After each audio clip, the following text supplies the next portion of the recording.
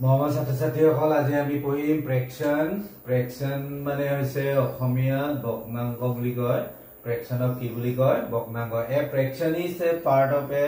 whole by any of the arithmetic is the number is expressed as the quotient in which the numerator of divided by the denominator in a simple fraction both are the integer and a complex fraction has the fraction in a numerator or denominator মানে কি হয় লব আৰু হৰযুক্ত সংখ্যা বিলাকে আমাৰ কি হয় বক্নাংক লবটো আমি ওপৰটো কি বুলি কওঁ লব বুলি কয় আৰু তলৰটো কি বুলি কয় হৰ বুলি কওঁ এটোৱে হৈছে আমাৰ কি ফ্ৰেকশন তোমালোকে জানাই হৰু বুলি ভাবিব নালাগে এই হৰু কেটাৰ পৰা আমি কি কৰিব লাগিব শিকিব লাগিব আমি ডাইৰেক্ট যদি OMR সিস্টেমত যদি দি দিও তেতিয়ালে তোমালোকৰ অসুবিধা হয় এই প্ৰাথমিক নলেজ কেটা প্ৰাইমাৰী নলেজ কেটা জানিব লাগিব তেতিয়া আমি অংক কৰোতে সুবিধা হয় এটা টাইপ অফ দ্য ফ্ৰেকশন আমাৰ ফ্ৰেকশনৰ আমাৰ ভাগ কেটা কি আছিলে এটো আমি জানিব লাগিব ফ্ৰেকশনৰ ভাগ আমাৰ 7টা আছে 7 type of fraction এক number word proper fraction প্ৰকৃত বক্নাংক বুলি কয় যেটো অসমীয়াত আমি কি বুলি কওঁ প্ৰকৃত বক্নাংক বুলি কওঁ the numerator is the smallest than of the denominator তেতিয়ালে কি বুলি কয় আমাৰ অসমীয়াত কি বুলি কব প্ৰকৃত বক্নাংকৰ আমাৰ কি হয় যোনটো বক্নাংক যেটো বক্নাংকৰ হৰটো লবতকৈ কি হয় ডাঙৰ হয় তাক আমি কি বুলি কোৱা হয় প্ৰকৃত বক্নাংক বুলি কোৱা হয় লবটো কেনেকা ডাঙৰ হয় সপোজ 3/8 বা 4/15 এনেকা এই হৰটো তলৰটো কি বুলি কয় হৰ বুলি কয় ওপৰটো কি বুলি কয় লব বুলি কয় এই হৰটো যদি ডাঙৰ হয় তলৰটো যদি ডাঙৰ হয় তেতিয়ালে তাক আমি কি বুলি কোৱা হয় প্ৰপাৰ ফ্ৰেকশন বুলি কোৱা হয় অসমীয়াত কি বুলি কয় প্ৰকৃত বক্নাংক বুলি কোৱা হয় তাৰ পিছত ইম্প্ৰপাৰ ফ্ৰেকশন তো হৈছে অপ্ৰকৃত বক্নাংক the numerator is the largest than of the denominator মানে কি হয় লবটো যদি হৰতকৈ ডাঙৰ হয় তেতিয়ালে আমাৰ কি হয় তাক আমি কি বুলি কোৱা হয় অপ্ৰকৃত বক্নাংক বুলি কোৱা হয় suppose তোমাৰ 12 by কি হ'ব 7 যদি তোমাৰ কি হয় ওপৰৰটো যদি ডাঙৰ হয় তেতিয়ালে আমি কি বুলি কোৱা হয় ইম্প্ৰপাৰ ফ্ৰেকশন বুলি কোৱা হয় তা বুজি পাইছে নিশ্চয় প্ৰকৃত বক্নাংক আৰু অপ্ৰকৃত বক্নাংক তাৰ পিছত আহিলে আমাৰ ইকুইভ্যালেন্স ফ্ৰেকশন সমান বক্নাংক যেটো সমান বক্নাংক বুলি কয় এটো are these of which of the written with the difference of the numerator and denominator pair but this the result is the same তাৰ ৰিজাল্টটো কি হ'ব আমাৰ কি থাকিলে ইকুইভ্যালেন্স এটো সমান বক্নাংকটো বুজি পালে those which of the written with the difference of the numerator and denominator pair but the result is the same মানে ৰিজাল্টটো কি হ'ব লাগিব সেম হ'ব লাগিব suppose আমি ললো 2/12 এটা ললো আৰু 4/24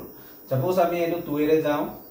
2 2 যা 4 2 12 যা 24 মানে 2 2 4 2 12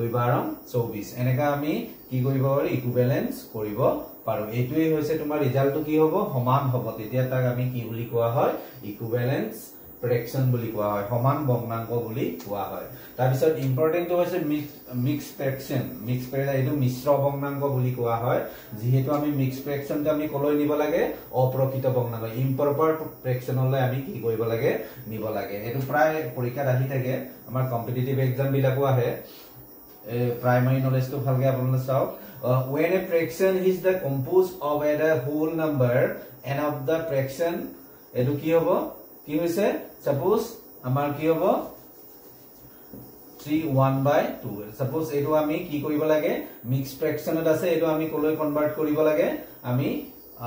improper fraction loy অপ্রকৃত বক্নাংকলৈ আমি নিব লাগে তেনে 3 2 6 6 7 7 by কিমান হ'ব 3 আমি এনেকা আমি মিক্স ফ্ৰেকশন কেটা আমি কি কলৈ নিব পাৰো আমি ইম্প্ৰপাৰ ফ্ৰেকশনলৈ আমি নিব পাৰো অপ্ৰকৃত বক্নাংকলৈ আমি কি কৰিব পাৰো নিব পাৰো তাৰ পিছত আহিলে আপোনাৰ হদ্দিক এটো মই অলপ স্পিডত গৈছো কাৰণ যেহেতু আমাৰ সকলোৱে জানো বক্নাংকৰ যেহেতু আমাৰ ফ্ৰেকশনৰ ভাগ কেটা লাইক ফ্ৰেকশন লাইবা হদ্দিক বক্নাংক বুলি যেটো অসমীয়াত কয় হদ্দিক বক্নাংক when the fraction have the same of the denominator মানে কি হ'ব লাগিব তাৰ when the fraction have the same denominator tar mane ki horo keta eke hobo lagibo হৰটো কি হ'ব লাগিব একে হ'ব লাগিব সাপোজ আমাৰ 3/7 4/7 5/7 এনেকা আমি কি হ'ব লাগিব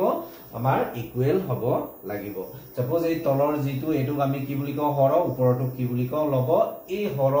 কেটা আমাৰ কি হ'ব লাগিব সমান হ'ব লাগিব তাক আমি কি বুলি কোৱা হয় হৰ্দিক ভগ্নাংক বুলি কোৱা হয় তাৰ unlike fraction or হৰ্দিক ভগ্নাংক and unlike fraction is the fraction that has a different denominator than another's fraction মানে কি হ'ব লাগিব তাৰ হৰকেটা বেলেগ বেলেগ হ'ব তাক আমি কি বুলি কোৱা হয় unlike বা অহৰ্দিক ভগ্নাংক বুলি কোৱা হয় মানে কি হৰটো বেলেগ বেলেগ হ'ব লাগিব suppose আমাৰ 5/8 7/8 7/9 9/12 এনেকা আমাৰ যদি থাকে এই হৰকেটা যদি বেলেগ বেলেগ থাকে তেতিয়ালে আমি তাক কি বুলি কোৱা হয় অহৰ্দিক ভগ্নাংক বুলি কোৱা হয় unlike fraction বুলি কোৱা হয় তাৰ পিছত আৰু এটা আছে ইউনিট fraction to একক ভগ্নাংক বুলি কোৱা হয় এই unit fraction with the 1 it is the numerator মানে numerator মানে কি আছে লবত যদি 1 থাকে 1/2 1/3 এনেকা যদি থাকে তেতিয়ালে আমি তাক কি বুলি কোৱা হয় তাক আমি কি বুলি কোৱা হয় একক ভগ্নাংক বুলি কোৱা হয় এটা আপোনাৰা বুজি পাইছা তোমালোকে নিশ্চয় 7 টাইপ অফ ফ্ৰেকশন প্ৰপাৰ ফ্ৰেকশন প্ৰকৃত ভগ্নাংক মানে যাৰ লবটো কি হয় লবটো সৰু হয় আৰু হৰটো ডাঙৰ হয় তাক আমি কি বুলি কোৱা হয় প্ৰপাৰ ফ্ৰেকশন বুলি কোৱা হয় আৰু যদি আমাৰ লবটো ডাঙৰ হয় আৰু হৰটো সৰু হয় তেতিয়ালে তাক ইম্প্ৰপাৰ ফ্ৰেকশন বুলি কোৱা হয় ইকুইভ্যালেন্ট ফ্ৰেকশনটো আমাৰ কি আছিল ৰিজাল্টটো সেম ওলাব লাগিব তাৰ পিছত মিক্স ফ্ৰেকশনটো হৈছে আমাৰ কি আছিল compose and a whole number is an fraction মানে কি আছিল আমাৰ ইম্প্ৰপাৰ ফ্ৰেকশন যেটো আমাৰ মিক্স ফ্ৰেকশনটো আমি ইম্প্ৰপাৰ ফ্ৰেকশনলৈ আনিব পাৰো লাইক ফ্ৰেকশনটো আছিল আমাৰ হৰ্দিক ভগ্নাংক when the fraction have the same of the denominator মানে তাৰ হৰটো একে হ'ব লাগিব আৰু unlike টো আছিল and unlike or fraction is the fraction that has the difference denominator than another fraction এটো কি হ'ব লাগিব এটো অহৰ্দিক ভগ্নাংকটো কি হ'ব লাগিব তাৰ হৰবিলাক বেলেগ বেলেগ হ'ব লাগিব আৰু ইউনিট ফ্ৰেকশনটো আমাৰ কি আছিল তাৰ ওপৰৰ 1 থাকে লবটোত 1 থাকে তাক আমি কি বুলি কোৱা হয় ইউনিট ফ্ৰেকশন বুলি কোৱা হয় নিশ্চয় বুজি পাইছে এটো আমি প্ৰাথমিক প্ৰাইমাৰী নলেজ কেটা আমি ডেফিনিশন কেটা জানিব লাগিব যে আমাৰ কি হ'ব যদি কম্পিটিটিভ এক্সাম বা যিকোনো এক্সাম বা কম্পিটিটিভ এক্সাম বুলিয়ে নহয় আমাৰ এনেকা আহিব পাৰে তলৰ কোনটো কি হয় প্ৰপাৰ ফ্ৰেকশন হয় তেতিয়া আমাৰ কি হ'ব 3/8 এনেকা বা তলৰটো যদি ডাঙৰ হয় ওপৰতকৈ মানে লগতকৈ যদি হৰটো ডাঙৰ হয় তেতিয়ালে প্ৰপাৰ ফ্ৰেকশন বুলি জানি লব এনেকা চাৰিটা অপচন দিয়া থাকিব তাৰ পিছত এটো সূত্ৰ হ'ব তাৰ পিছত ইম্প্ৰপাৰটো যদি আমাৰ লগতো যদি ডাঙৰ হয় নিউমিনেটৰটো যদি ডাঙৰ হয় তেতিয়ালে এটো যদি সৰু হয় তেতিয়ালে আমাৰ কি হ'ব ইম্প্ৰপাৰ মিক্স ফ্ৰেকশনটো জানে আৰু এটো তাৰ পিছত আমাৰ কি হ'ব এটো আমি ইম্প্ৰপাৰলৈ যদি নিউ তেতিয়ালে 3 2 6 7 বাই কিমান হ'ব 2 হ'ব এটা চাও আপোনালোকে চাও এটো ডাঙৰ হৈছে না এটো কাৰণে এটো ইম্প্ৰপাৰ ফ্ৰেকশন হয় তাৰ পিছত আমাৰ ইকুইভ্যালেন্ট ফ্ৰেকশনটো আমাৰ কি হয় এটো আমাৰ কি হ'ব 2 2 গুণ 4 তাৰ পিছত ইয়াৰ হ'ব 2 12 24 আকৌ ইয়াকো যদি কাটো 2 1 গুণ 2 2 6 গুণ 12 আকৌ ইয়াকো 2 1 গুণ 2 2 6 গুণ 12 এনেকা যদি ইকুৱেল হৈ থাকে তাক আমি কি বুলি কোৱা হয় ইকুৱেলেটৰ ফ্ৰেকশন বুলি আমাৰ কি বুলি কোৱা হয় ইকুৱেল ফ্ৰেকশন বুলি কোৱা হয় তাৰপৰা লাইক ফ্ৰেকশনটো আমি জানো তলৰটো যদি এটো যদি তলৰটো যদি আমি হৰটো আমাৰ যদি ডেনোমিনেটৰটো যদি আমাৰ একে সেম হয় তেতিয়ালে তাক আমি কি বুলি কোৱা হয় লাইক ফ্ৰেকশন বুলি কোৱা হয় আনলাইক ফ্ৰেকশনটো হৈছে আপোনাৰ কি হয়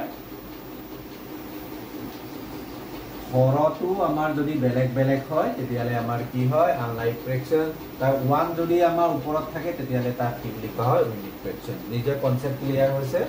তাৰ পিছত আমি সাপোজ মই উদাহৰণ দুটামান দিও 1/5 - 1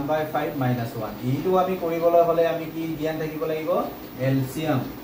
এলচিয়ামৰ আমাৰ জ্ঞান থাকিব লাগিব এলচিয়াম আৰু এইচএফ মই একেলগে দিম যেটো প্ৰাইমাৰী নলেজ একেলগে দিম এটো লসাগু বুলি কয় অসমীয়া তাৰ পিছত এটো কি বুলি কয় গসাগু লসাগু আৰু গসাগু এটা মই দিম নেক্সট ভিডিঅ'ত দিম তাৰ এটুক যদি আমি কৰো তেতিয়া ইয়াৰ তলত 1 আছে বুলি জানো আমি মই প্ৰাইমাৰী নলেজত কৈছিলো 5 আৰু 1 ৰ এলচিএম কিমান হ'ব 5 হ'ব 5 5 কিমান 1 টাইম যাব 1 এর 5 5 টাইম যাব তাৰ 5 1 জাৰ 5 ওপৰটো লগৰ লগত পূৰণ কৰি দিব লাগে 1 ৰ পৰা 5 গলে কিমান লাগিব -4/5 আমি এনেকা কৰিব পাৰো তাৰ পিছত আমি যদি প্লাস এটা লওঁ সাপোজ এইটোকে যদি আমি প্লাস কৰি দিওঁ তেতিয়ালে কি হ'ব ইয়াত যদি প্লাস কৰি দিওঁ তেতিয়ালে এটো 5 হ'ব তাৰ পিছত 1 + 5 ইফালে কিমান হ'ব 6/5 এটো আমি এনেকা কৰিব যদি ডিভাইডেড থাকে 3 1/2 ডিভাইডেড কি হয় 4 1/2 এনেকা যদি দিয়া থাকে তেতিয়ালে কি হ'ব তো 3 2 * 6 7 7/2 ডিভাইডেড 4 2 * 8 8 9 9 বাই কিমান হ'ব 2 এতিয়া আমাৰ যদি এটা ৰুল আছে ডিভাইডেড টু যদি আমি ইনটু কৰো তেতিয়ালে ভ্যালুটো কি হৈ যাব উল্টা হৈ যাব 2 টু ওপৰলৈ যাব 9 টু ওপৰলৈ যাব তললৈ এটো 2 টু কেনসেল হ'ব 7 বাই কি হ'ব 9 হ'ব মই এলসিয়াম আৰু এইচএফ হিগাওতে এটো বগনাংগটো নেগে কৰিম থ্যাংক ইউ